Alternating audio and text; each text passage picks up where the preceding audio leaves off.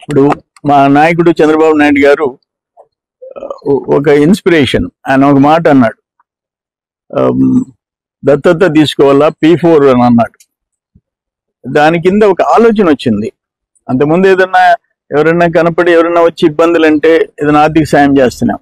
అటు కాకుండా ఈ పాప మల్లిక వర్షిత గిరిజన అమ్మాయి ముత్తుకూరు.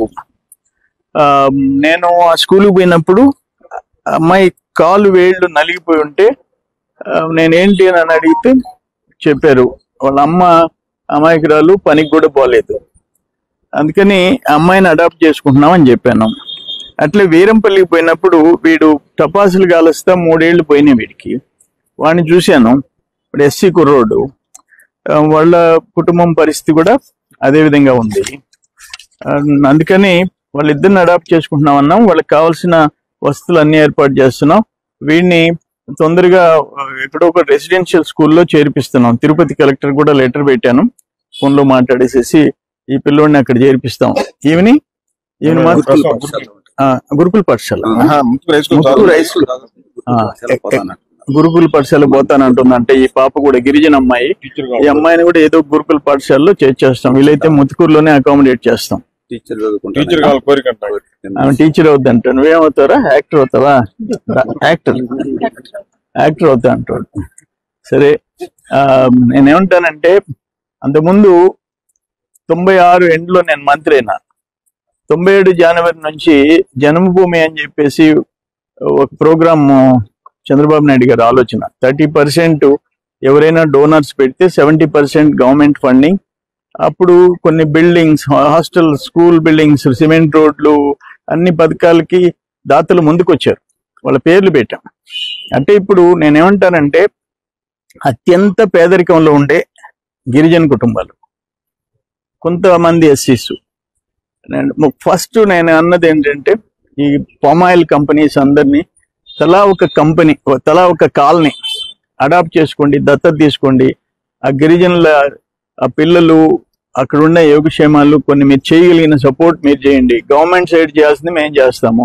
సపోజ్ ఒక పక్కా ఇళ్ళు 2,50,000 చేశాడు బాబు గారు గిరిజనులకి, అది రివర్స్ చేశాడు జగన్మోహన్ రెడ్డి, 1,80,000 ఇచ్చాడు.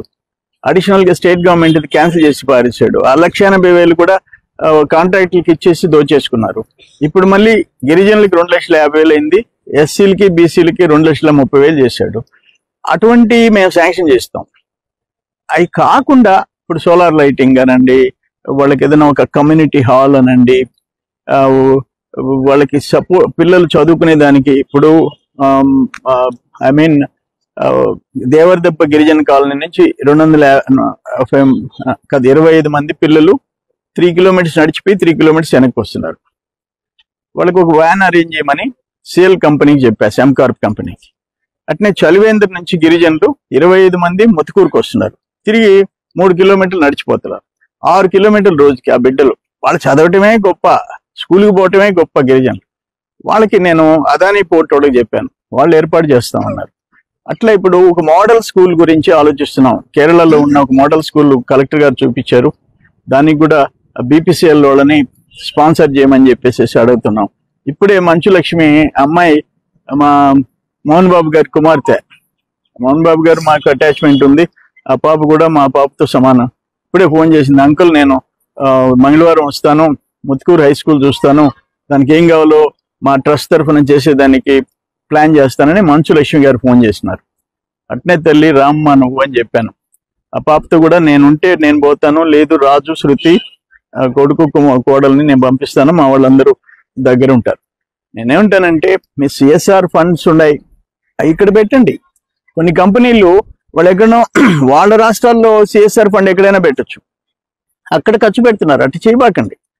ఎవరైతే భూములు మీకు వదిలేరో, ఎవరైతే మీ కాలుష్యం భరిస్తున్నారో, పామాయిల్ ఇండస్ట్రీస్ కానీ, థర్మల్ స్టేషన్స్ కానీ, పోర్ట్ కానీ, ఇవన్నీ నష్టాలు భరించేది మా వాళ్ళు, కష్టాలు పడేది మా వాళ్ళు. వాళ్ళ సంగతి ఆలోచించండి అని చెప్పేసి నేను చెప్పడం జరిగింది. ఈరోజు దేవరదెబ్బ గిరిజన కాలనీ ఘోరమైన పరిస్థితిలో ఉన్నారు, ప్యాథెటిక్ సిచ్యువేషన్.